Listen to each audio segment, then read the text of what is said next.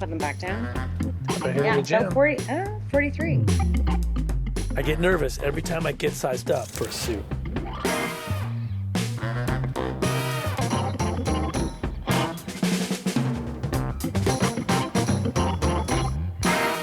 But the measurements aren't for this slick suit.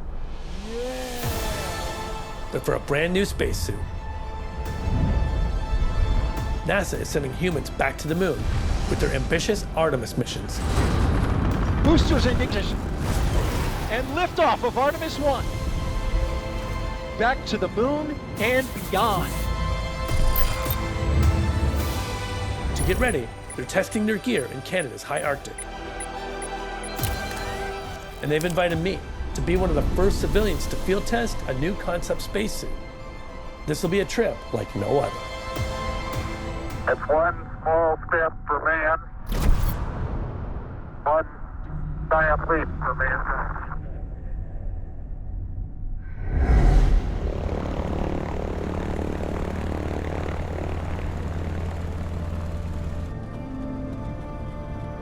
I nearly failed almost every science class I took in high school.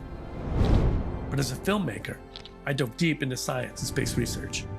I've simulated a moonwalk with Buzz Aldrin, and I helped build the first ever spacesuit test against Martian atmospheric pressure with NASA. I've filmed experiments before, but I've never actually been a part of one. I'm excited and nervous. It has been our pleasure having you on board, and we look forward to seeing you again next time you travel. Thank you. We've made it to Resolute Bay. It's already starting to look like a lunar outpost. It's like all rock, there's no trees anywhere. That's where we need to go. 70 kilometers over that bay is Devon Island and Houghton Crater and where NASA's HMP base camp is.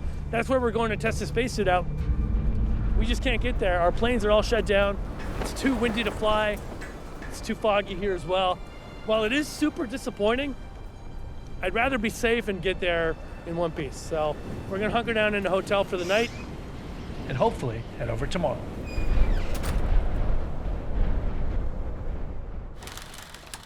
It's day 4 of our time here in Resolute Bay, and we're still grounded due to extremely high winds. It's an 8x8 room, so we're going a little bit stir crazy. Oh, 2004. I've been working out a little bit. There's a little gym. We've been playing cards, but mostly just want to get there. I swear, we were joking that it's like, it's easier to get to the moon than it is to come to Resolute and then Devon. Because at the moon, you go to one stop, you launch, you go on the moon. Here, we're in Toronto, Vancouver, Yellowknife, Iqaluit, another stop on some island over there. Now Resolute. It's bonkers. Now we're delayed for 5 days. NASA has a short field campaign for Houghton Crater. And that window closes in 48 hours from now. So we've got now 1 day where this has to miraculously lift and let us travel to Devon Island and then try the spacesuit. See?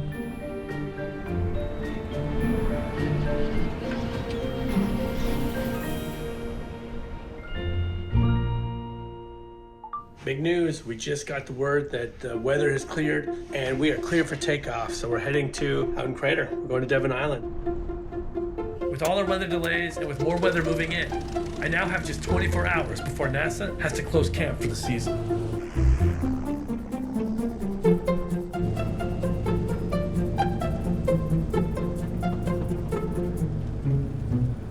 There's a bear right down there, a polar bear. The polar bear on the moon. Oh my God. There's a crater. Houghton Crater was formed 23 million years ago when a massive asteroid or comet struck, unleashing a blast equivalent to 100 million kilotons of TNT. It killed almost all life for hundreds of kilometers and turned the site into a Martian and lunar landscape NASA now uses for field tests. It's what I imagined the moon to look like. It's unbelievable.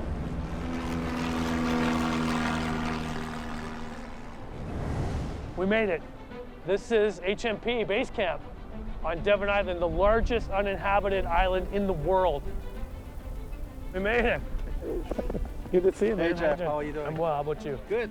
I'm Pascal Lee. I'm a planetary scientist with NASA Ames and the Mars and SETI Institutes. Are you ready for your suit test? More than ready. Okay, I'm super let's go. excited. All right. After you. Here we go. All right. Come on in, Jeff. Everybody's here. Matt, he's our chief field engineer and camp manager. Sid, who's with Collins Aerospace, spacesuit engineer. Mathieu, who is a student extraordinaire in electrical engineering from ETS. And Evan here, who's from NASA Marshall Space Flight Center. Last but not least, thanks to Apollo, who is on red alert here, Yeah. we hope to be alerted of the presence of a polar bear if one shows up at camp. Let's do it. So as you know, we're gonna make you part of our field tests of the spacesuits. Yep. Your test is super important for us because we want to capture how much you are exerting yourself when you're wearing a spacesuit that has the felt weight of a spacesuit on the moon. Collins Aerospace, our collaborative partner, is here to understand better how their spacesuit should be optimized for lunar exploration. Of course, the key reason for doing this here rather than, say, in a parking lot down south is that we have terrain up here that is similar to the moon, giving you a real sense of what it would be like to be on the moon. Why did you invite me to do this? We wanted somebody who really was good in the field. You've been up here several times, and you have the right temperament for this kind of mission. You don't come here and complain about the discomfort of the cold or the wetness, or the dryness or the lack of food or whatever. You're here to really do your job. The first step in all this, Sid's gonna train you on the IT system that you're gonna have to operate while you're doing your spacewalks. All right. Sid, I'm in your hands. Let's do it. Let's go. Collins Aerospace has supported over 270 spacewalks, but they're here to test a new concept, next generation spacesuit, designed for the ISS, the moon, and potentially even Mars. It's 45 pounds lighter than previous versions. It's designed to protect astronauts of all body types with improved mobility, and introduces a new augmented reality control system. You're looking at the Collins Informatics system.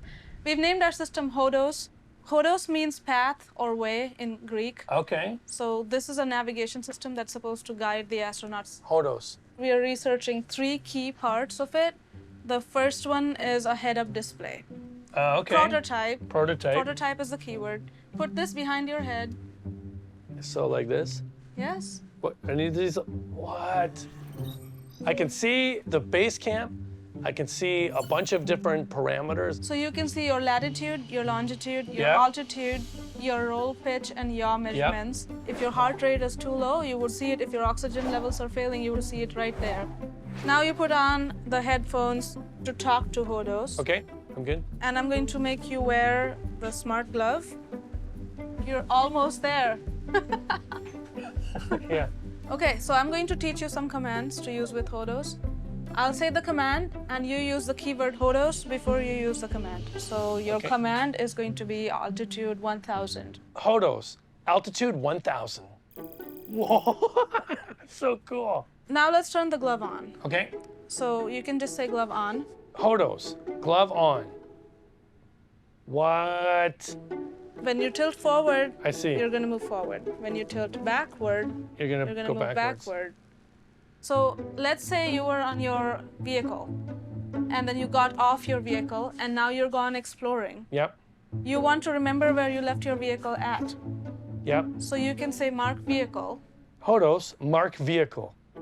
and it comes Oh, right there. And then you can go off and do your field work. So this way you won't get lost. Yeah, you now can you always go, okay, navigate back I'm to gonna your walk vehicle. over there. And so now when I walk, this little guy there will move. Yes, that's correct. All right. And your vehicle stays. HODOS, make vehicle, Porsche 911, 1987, air-cooled. With all of this, do you think I'm ready for my walk? Absolutely. Hey, wanna go for a walk? Wanna go for a walk? All right, let's go. Before Sid puts you in a spacesuit, the first thing we're gonna do is capture your vital signs while you do a walk around camp that you're supposed to do 6 times, and that will represent a 2-kilometer walk. The goal for us is to Create a baseline. Here we go, lap 1. Why 2 kilometers? That's the maximum range that the Artemis 3 and possibly Artemis 4 astronauts will be allowed to walk on the moon. You would want to capture contingency samples and install some instruments. So all of that would probably happen not too far from the rocket because you can't carry stuff too far. No, you know what he's doing?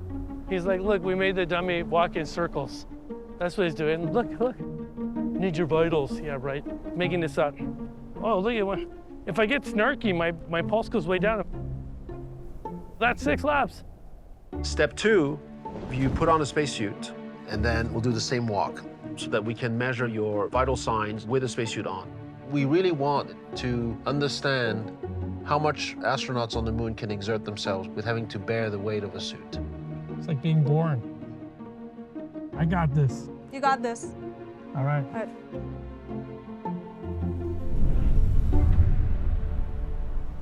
I've been dreaming of this my whole life. It's as close as I'll ever get to walking on the moon. But it's amazing. Here we go.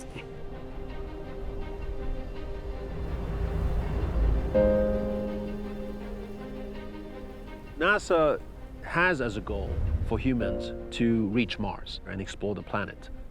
As a milestone to getting there, we have to be back on the moon. Whoa. This is surreal. The moon is a place where we can practice all the things that we'll have to line up for Mars exploration to be safe and efficient.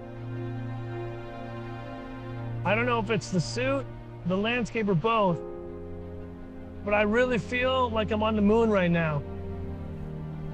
And I didn't do any drugs. I'm just kidding, I don't do drugs. What I haven't told anyone is when I knew this was gonna happen, I was training hard. I was in the gym, I was jogging.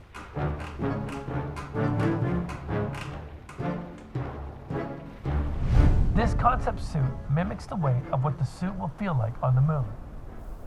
But this is really tough. I'm sweating. Jeff's metabolic rate seems to be extremely high right now.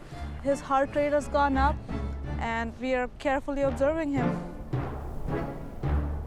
I see why astronauts train as much as they do now.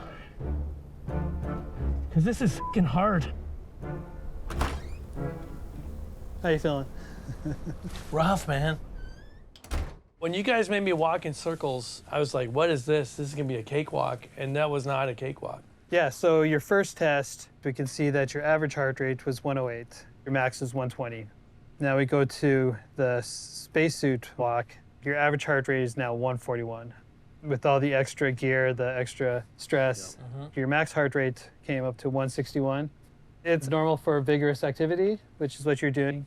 I was maxing out there at the end, I think, you know? Yeah. This is exactly why NASA headquarters office of the chief medical officer wants us to do these tests. Yeah. They want to have a realistic suit in terms of its felt weight on the moon and understand how it essentially ramps up your metabolic rate when you do walks. Now that we're actually going back to the moon for the long term, we really have to get a handle on these numbers. And you have to come up here to do it. You got to be in a place that's realistic, yes. Yeah. The next step is you walking across a real landscape that is relevant to lunar topography. That is going to be an extra level of fidelity. Do I get to do it? Well, I think we're good, right, Matt? Yeah. Yeah. All right.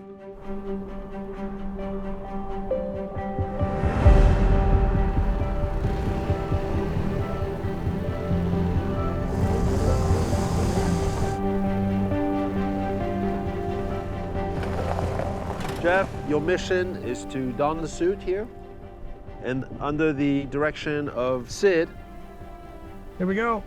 you will hike up this hill approximately 2 kilometers to your objective, which is A giant boulder up there, collect a sample of that rock and bring it back to the vehicle. Ascending the slope. Sid, I'm gonna take the shorter path. Sid, I'm at the top. Hodos, show map. Sid, I've got the target. Confirm.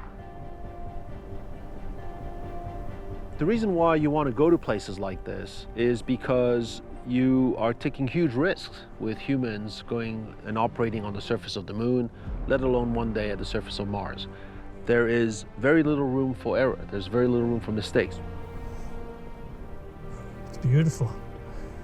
We have to not just make sure that they are safe, but that they are productive in how they're going to be exploring these worlds.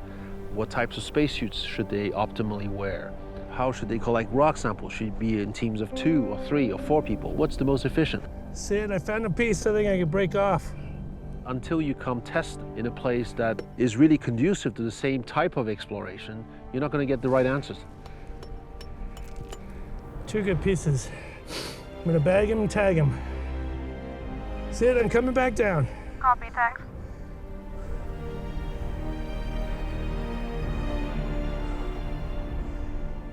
The next-gen suit's portable life support system can provide over 8 hours of spacewalk time. But right now, I gotta head back. I'm gassed. Here we go. Oh, shit. Sid, you copy?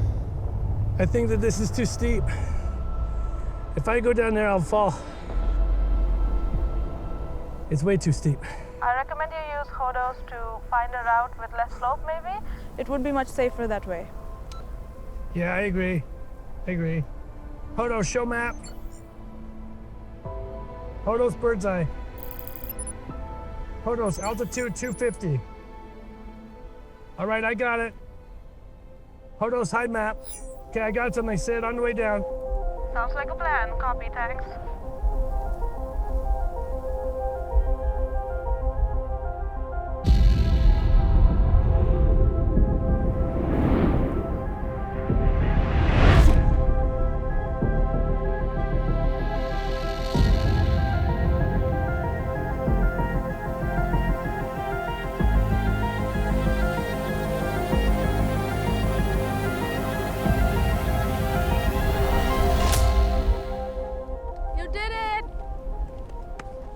Right on. Yeah. What you Check got it out. from you? Pretty wild. Yeah. Hey, the suit worked great.